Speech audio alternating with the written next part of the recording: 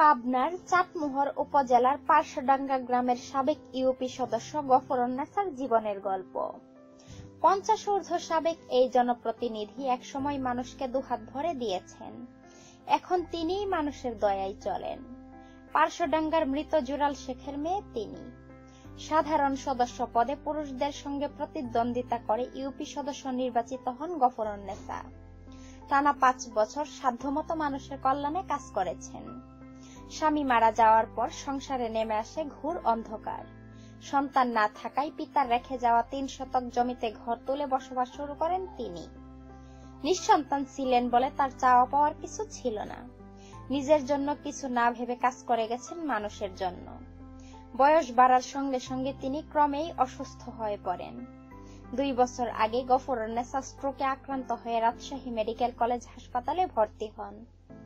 দীর্ঘদিন সেখানে চিকিৎসাধীন থাকার পর ফিরে আসেন বাড়িতে।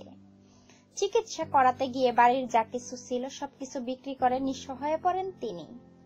নেমে আসে আর্থিক দৈন্যতা। একদিকে অসুস্থ, অন্যদিকে পেট চালানোর কথা চিন্তা করে উপায়ন্তর না দেখে শুরু করেন ভিক্ষাবৃত্তি। তবে তার এলাকায় ভিক্ষা করতে লজ্জা পান তিনি।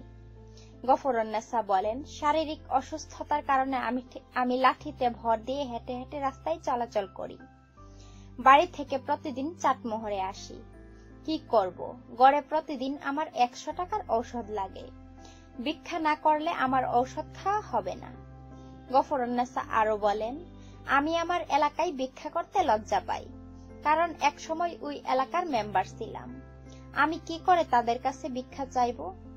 ভিক্ষা করে যা পাই তা দিয়ে সবার আগে ঔষধ কিনি, তারপরে যদি টাকা বাঁচে তবেই অন্য বাজার করি। ভিডিওটি লাইক দিন এবং বেশি বেশি শেয়ার করে সকলকে জানার সুযোগ করে দিন।